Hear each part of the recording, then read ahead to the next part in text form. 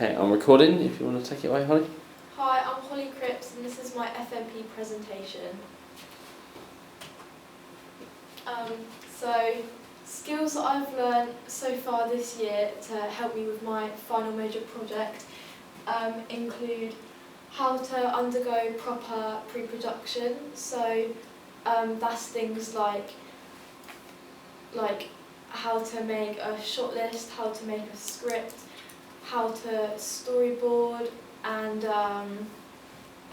things like location recce's and risk assessments and contingencies to a high standard. I've also learned how to properly operate a camera and how to change camera settings according to how I want my film or my video or my project to turn out. I've also been taught how to set up equipment, so things like tripods and lighting equipment and audio equipment. I've been taught how to safely put them up and down again so there are no injuries and so no equipment breaks. I've also been taught how to properly edit, so this is things just like basic transitions and putting clips together, but I've also been taught how to colour grade and do things like transitions, and most recent is how to do multi-camera editing, which is my favourite, I think. So these things are all going to help me make my FMP because I know how to do all of these things independently and to what I think is a high standard. So what I've chosen to do is sort of an umbrella under the theme of sexual harassment. So I'm really passionate about this sort of topic, and I have been since the tragedy of Sarah Everard's murder. So it started it was treated sort of like a trend in March 2021, and ever since then I've sort of been very, very passionate about the topic. Like, you can ask any of my friends and they can sort of confirm it. I couldn't choose just one thing to speak about because I am so passionate about the topic, so that's why I'm sort of doing more of an umbrella.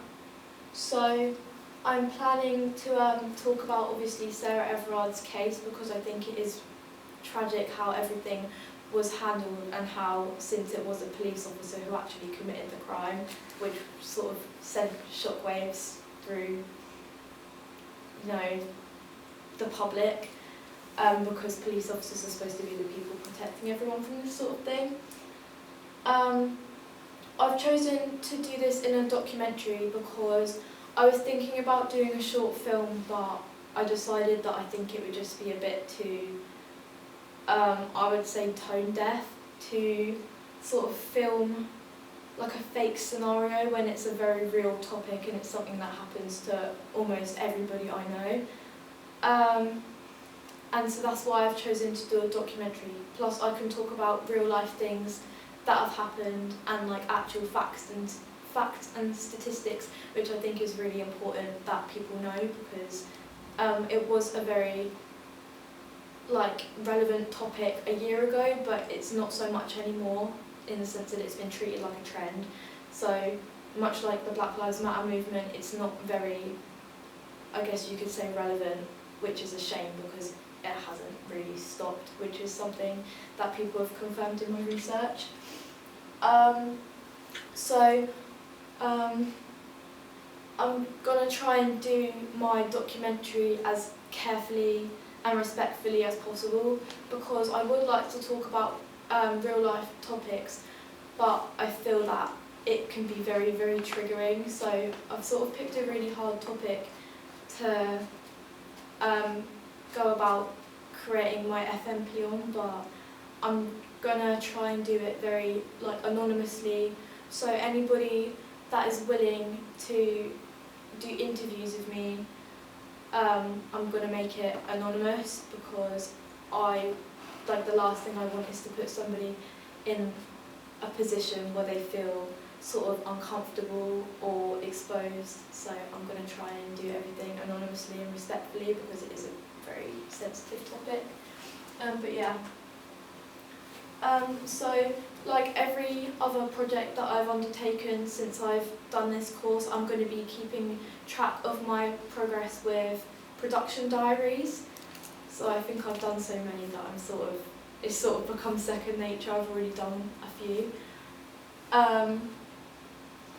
Production diaries will be made almost daily, and it will feature my mistakes, my failures, my struggles, my successes, and all things like that. So I'm going to try and be very honest because it helps me sort of figure out what I've done right and what I've done wrong, and it helps me progress. I'm also in the middle of making a production schedule, so I can keep track of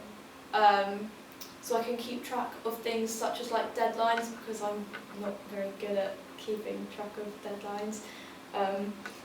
But it will help me keep track of all my targets, and I'm going to try and be really strict with myself so I can get everything done in time for deadlines and hopefully with time to spare, so I have more time in post-production.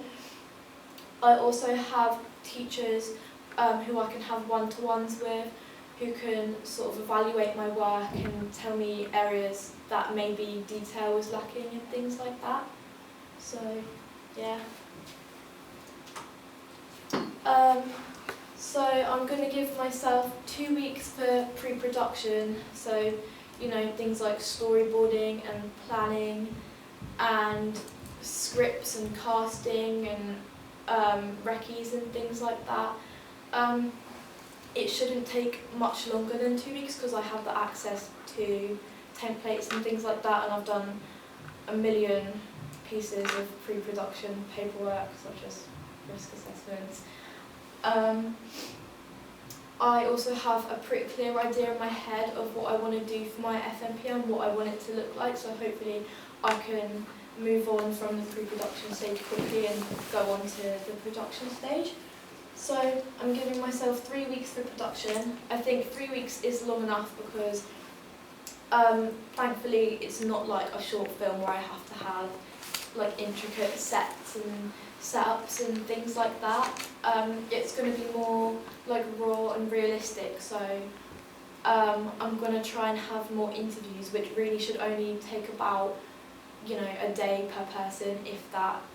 The interview process shouldn't be too long, and that's where I want a lot of my filming to like sort of be. I want to stage certain things because I don't want to use found footage. I'm trying to make as much of my own content as possible.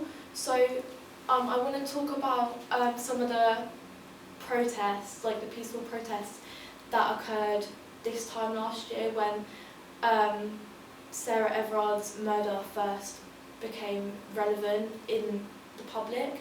So I'm thinking that I could stage a few like peaceful protests, because otherwise I would have to use found footage, and I want it to be as how do I word this? I want to use as much of my own footage as I can. So that will take longer than obviously just setting up a camera and lights for an interview, but I still think that I can get it all done in 3 weeks for my production process.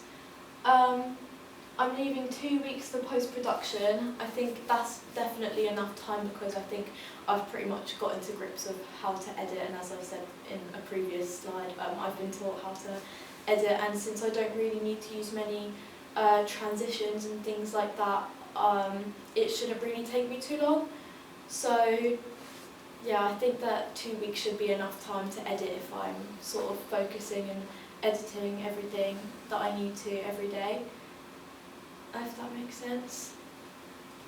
And finally, referencing. I'm not sure if I did this slide right, but I'm going to try my best. So I think it's really important to watch a lot of documentaries at the moment. So if I'm going to watch anything, I think that I should be watching documentaries, so I know what is and isn't appropriate, and all the formats and structures that directors and producers and things use while making documentaries. I've also been reading a few articles on popular documentary structures and formatting, so I want to try and get a good idea of how I should be doing things. I think it's really important for me to research Sarah Everard's case on multiple websites, because as somebody who is really interested in true crime, it's very common that facts and information people get it wrong, and I think that it's really important, especially on a topic like this, that I get everything right. So I'm going to try and research from as many websites and sources as possible, because I think that websites are going to be the most common resource to have touched on this case, rather than going to a library or something. So I've began my primary research already by making a Google form. It's audience research, so I can use it to sort of get my peers' takes on things and their opinions and their experiences. As I said, it's all going to be completely anonymous, but that's the start of my primary research that I've already began. And I'll be using Harvard system referencing by including the source, author, date of origin and all things like that on all borrowed information and secondary research that I'm going to be using in my blogs and things. So yeah, that's it basically. Okay, thank you very much, Holly. I do have a couple of questions. What would a successful project look like to you? So I'm going to try my best to sort of have as many like first-hand sort of stories told as I want. So not as I want, as I need. Sorry. So I think something that I'm really trying to emphasise while making my documentary is that it is a very common thing, and sadly not much has been done to change. So I'll consider my project successful if I even educate anyone, basically, because that's sort of my goal, just to educate people and to make it known that too many people go through events of sexual harassment and sexual assault, and not much is really done to change it. So yeah. Okay, and who do you think your audience is going to be that you're going to target? So in my experience, throughout the past sort of over a year that I've really been passionate about this topic, I've noticed it's mostly women who comment. So it's sort of mostly women, but of course it does happen to men too. I'm thinking I don't really have much of an audience, because where it's so common, it literally could happen to any gender, any age, any person. So I've not really got a specific target audience, but I think that it's most likely that women, probably around my age, maybe early 20s, are going to be the people who are most likely to actually take an interest in my project. Okay, good. What problems do you think you can see yourself? So problems that I see myself having are that I'm not going to find many people who feel comfortable enough to share their stories on video. So with my my Google form that I made for my primary research, I had quite a few responses of people who were willing to share their first-hand experiences of sexual harassment and sexual assault, specifically in professional environments. But I fear that not many people are going to feel comfortable enough to share it, for my documentary. I've already found a couple of people who are willing and comfortable and brave enough to share their experiences, but I'm worried that I might not have as many as I hoped for, which is going to be about 5 or 6 minimum. Have you thought of ways of kind of like making the stories anonymous? Yeah, so well, you've seen on the news, when they'll interview somebody who wishes to remain anonymous, and it'll be like a silhouette of them, or it'll be quite blurred, or just a voiceover. That's sort of what I'm going to be aiming to do. So while I would like to set somebody up in front of a camera, in my past experience, like when me and a few others went to CMAS, it was much more comfortable to have people speak into one of the Zoom HDs and just do a voiceover rather than be put in front of a camera. I think it makes it a much more like comfortable environment and more of a conversational topic rather than like confronting them. Okay, and finally, you spoke about how you're going to have interviews you want to do, maybe avoid found footage but maybe have a little bit and then do some reconstructions. What else am I likely to see in your documentary? I'm hoping to include a lot of statistics.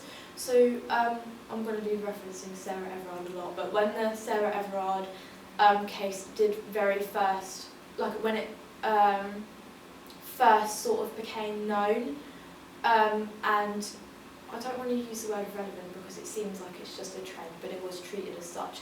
But when it was like a significant topic that you would see, the 97% statistic came out, and a lot of people didn't take it seriously or found holes in that statistic, and just I found mostly boys would argue back at girls and sort of use that as a way to invalidate their arguments. So I want to use a lot of statistics, so this is going to mean like a lot of research that I still have to do, but I just want to make it very real and factual and try and emphasise the realness of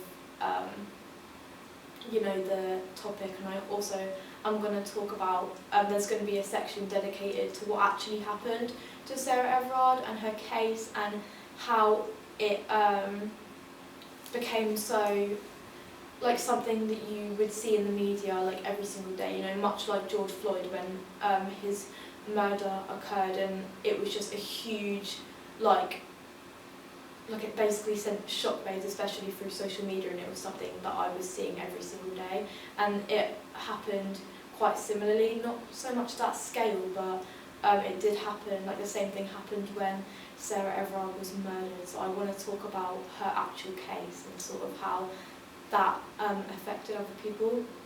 Okay, right. Thank you very much, Holly. Thank you.